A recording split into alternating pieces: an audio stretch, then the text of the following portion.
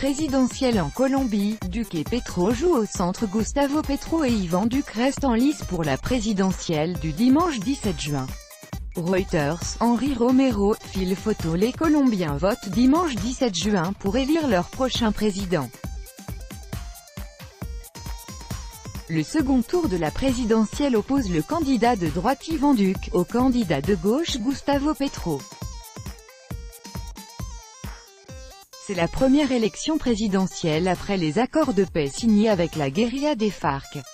Les deux candidats s'opposent sur plusieurs questions clés, modèle économique, mais aussi le suivi des accords de paix négociés avec les FARC en 2016. Il s'agit de gagner les électeurs du centre aussi. Les deux rivaux ont tenté d'atténuer leur discours. Un candidat de gauche au deuxième tour de la présidentielle, c'est une première en Colombie. D'ailleurs, ces élections passionnent.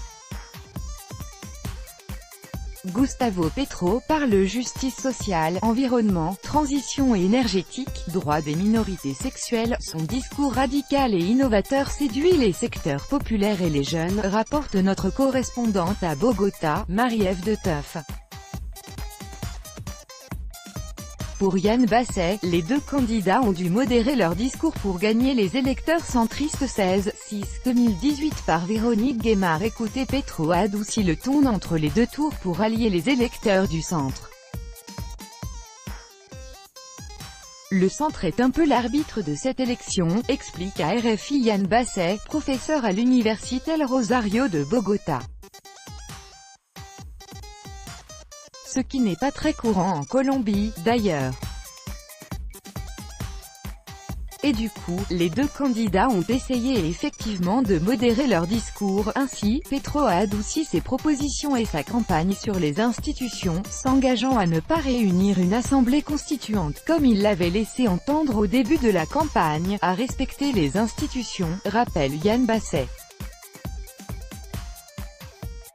Il a aussi modéré ses propositions en matière fiscale.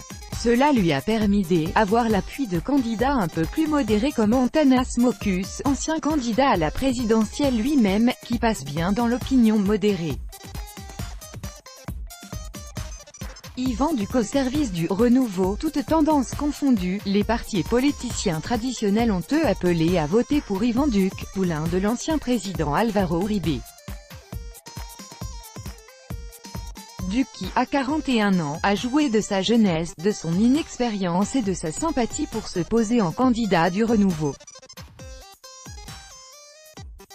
Mais son programme est très classiquement conservateur. Iván Duque veut diminuer les impôts, produire plus de pétrole. Les opérateurs économiques et les investisseurs voient en lui un gage de stabilité, envoyer plus de monde en prison, y compris les chefs guérilleros aujourd'hui démobilisés.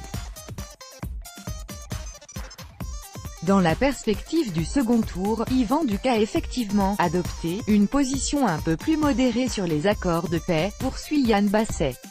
Il dit qu'il n'allait pas les remettre en cause.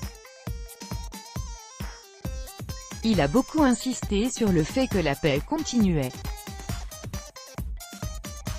Il a en particulier tenu à dire aux démobilisés que l'État tiendrait ses engagements pour cet accord. Mais les partisans de la paix négociée sont inquiets. Les défenseurs des droits de l'homme aussi. Et écoutez, les enjeux du second tour de la présidentielle en Colombie avec Pascal Drouat. Lire sur le vote centriste présidentiel en Colombie, comment récupérer les voix de Sergio Fajardo?